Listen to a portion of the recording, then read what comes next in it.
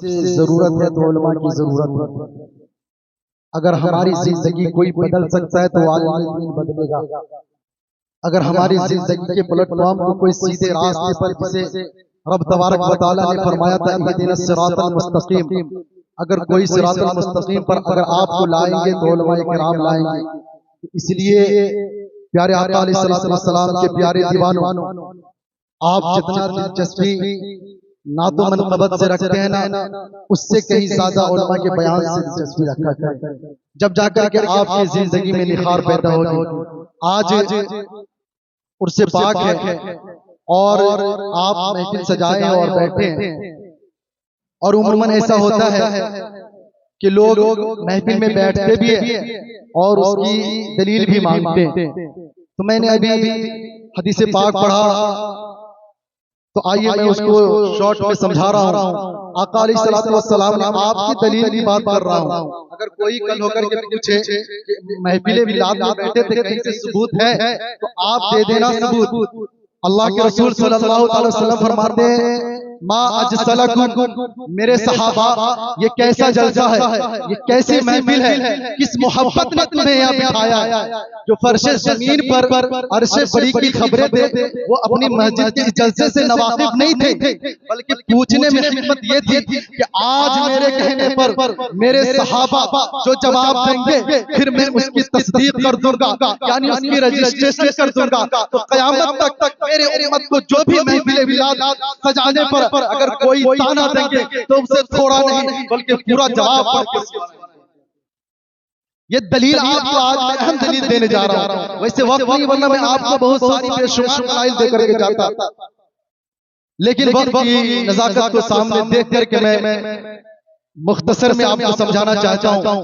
اب بتائے بخاری شریف کی حدیث پاک ہے، حضرت ام حارثہ رضی اللہ تعالی عنہا آقا علیہ السلام کے پاس تشریف لائیں اور کہہ رہی یا رسول اللہ میرا بیٹا حارثہ شہید ہو گیا ہے، آپ بتا دیجئے اگر وہ جنت میں پہنچ گیا ہے تو میں صبر کر لیتی ہوں، اگر وہ جنت میں نہیں پہنچا ہے تو مجھے رونے کی اجازت دے دیجئے۔ اللہ کے حبیب صلی اللہ علیہ وسلم فرماتے ہیں اے حارثہ کس جنت کی بات کرتی ہو، میرے رب کے بہت سارے جنتیں ہیں اور میں جانتا ہوں تیرا بیٹا کس جنت میں۔ ام حارثہ فرماتی یا رسول اللہ بتا دیجئے نا کس جنت میں ہے۔ آقا علیہ السلام فرماتے ہیں کہ تیرا بیٹا سب سے اونچی جنت میں پہنچ گیا ہے۔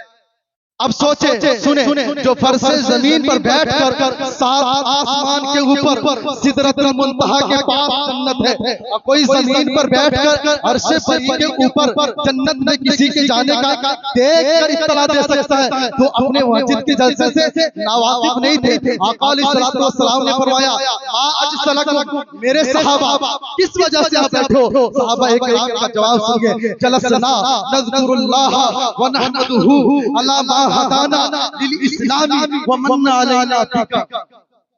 علماء کرام کی خاص توجہ چاہتا ہوں۔ آقا آپ صحابہ کرام فرماتے ہیں یا رسول اللہ ہم ساروں کا بیٹھنا کوئی مقصد نہیں، بس ہم سب بیٹھ کر اتنا کہہ رہے ہیں فضل رب الاولیٰ، اور کیا چاہیے، مل گئے مصطفیٰ، اور کیا چاہیے۔ جلسنا، اب عربی عبارت پڑھ کے میں اس لیے سمجھا رہا ہوں تاکہ لوگوں کو اعتراض ختم ہو جائے۔ جلسنا ہم بیٹھے ہیں نذکر اللہ، خدا کو یاد کر رہے ہیں، ونحمدہ اور اس کی تعریف کر رہے ہیں، علی ما ہدانا للاسلام، اس رب نے ہمیں دین دیا، اسلام دیا، ومن علینا، اس رب نے ہم پر احسان کیا۔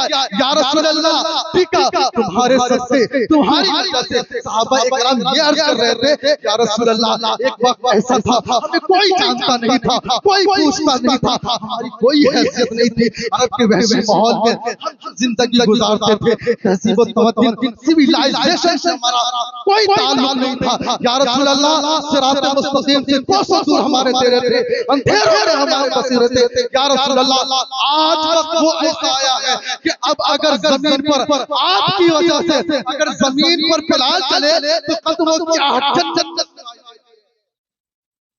جنت میں سنائی دیتی ہے۔ یا رسول اللہ اب ہمارے ناموں کا صراط مستقیم سے تعریف ہوا کرتا ہے۔ یا رسول اللہ اب ہمیں ہدایت کا ستارہ کہا جاتا ہے. یا رسول اللہ ہم صرف اسی وجہ سے بیٹھے ہیں. آگے عربی سنیں، آپ وقت نہیں ہے. صحابہ کرام نے کہا نا جلسنا نذکر اللہ ونحمدہ علی ما ہدانا للاسلام ومن علینا بک. آقا علیہ الصلوۃ والسلام فرماتے ہیں میرے صحابہ کیا بات ہے تم اسی وجہ سے بیٹھے ہو؟ حدیث پاک کی یہ باتیں بتا رہا ہوں، کوئی آپ سے پوچھے تو کہہ دینا کہ طبرانی میں یہ حدیث پاک ملے گی. امام بہقی نے شعب الایمان میں اس حدیث پاک کو روایت کیا ہے. امام مسلم نے صحیح مسلم کی دوسری جلد میں اس حدیث کو روایت کیا ہے. آقا علیہ الصلوۃ والسلام فرماتے ما اجسلک، میرے صحابہ واقعی تم بیٹھ کر کے یہی بیان کر رہے ہو؟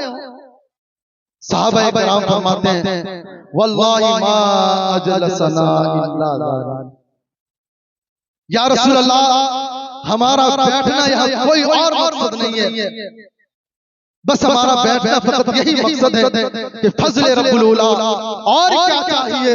مل گئے دامن مصطفیٰ. اور کیا چاہیے؟ پیارے آقا علیہ الصلوۃ والسلام کے پیارے دیوانوں، یہ حدیث پاک اور ہے، وقت نہیں ہے. میں آپ کو ایک بات بتا دے رہا ہوں کہ اگر آپ سے کوئی اس محفل کے بارے میں چاہے ان سے بہادر پاک پور کے آتے ہیں نا، اگر کوئی پوچھے کہ کیا آپ وہاں جاتے ہیں، اس کا قرآن و حدیث سے کوئی ثبوت ہے، تو آپ نا علماء کرام کے پاس جائیں گے.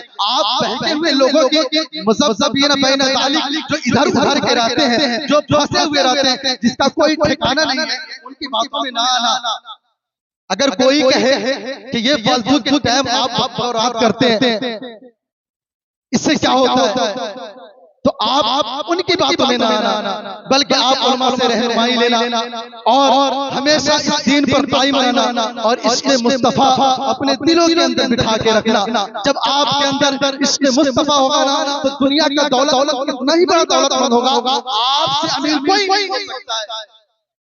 کوئی نہیں پوچھے گا آپ سے کہ آپ کے پاس کتنا دولت تھا، کوئی یہ نہیں پوچھے گا آپ کے پاس کتنے منزل کے مکان تھے. لیکن جس دن آپ قبر کے اندر جائیں گے نا، عشق مصطفیٰ قبر کے اندر کام آئے گا، اور قبر سے لے کر حشر تک عشق مصطفیٰ کام آئے گا. تو کی محمد سے وفا پونے تو ہم تیرے ہیں، یہ جہاں چیز ہے کیا لوح و قلم تیرے ہیں. تو پیارے آقا علیہ الصلوۃ والسلام کے پیارے دیوانوں، ہم ہمیشہ عشق مصطفیٰ کو مضبوطی کے ساتھ اپنے ہاتھوں میں پکڑ کے رکھے، دامن مصطفیٰ کو کبھی نہ چھوڑے، کسی کے بہکاوے میں نہ آئے. اللہ تبارک و تعالیٰ ہمیں کہنے اور سننے سے زیادہ عمل کرنے کی توفیق عطا فرمائے، اور ہمیشہ محفل میلاد النبی صلی اللہ علیہ وسلم کو سجانے کی توفیق عطا فرمائے اور ان سے بہادر پاک بنانے کی توفیق عطا فرمائے. اگر کسی کو اس بات پر اعتراض ہو میرے بیان پر تو آپ مجھ سے آ کر دلیل لے لیں گے. اگر کسی کو اعتراض ہے مجھ سے پاک پر تو آپ مجھ سے آ کر دلیل لے لیں گے. اگر کسی کو اعتراض ہے کہ مزاروں پر جا کر فاتحہ پڑھتے ہیں تو آپ مجھ سے دلیل لے لیں گے. اللہ تبارک و تعالیٰ ہمیں کہنے اور سننے سے زیادہ عمل کرنے کی توفیق عطا فرمائے. ہم سے کہنے اور آپ سے سننے میں جو غلط گستاخیاں ہو گئی ہو اللہ تبارک و تعالیٰ اسے اپنے فضل و کرم سے معاف فرمائے. استغفر اللہ ربی من کل ذنب واتوب الیہ. لا الہ الا اللہ محمد رسول اللہ. السلام علیکم.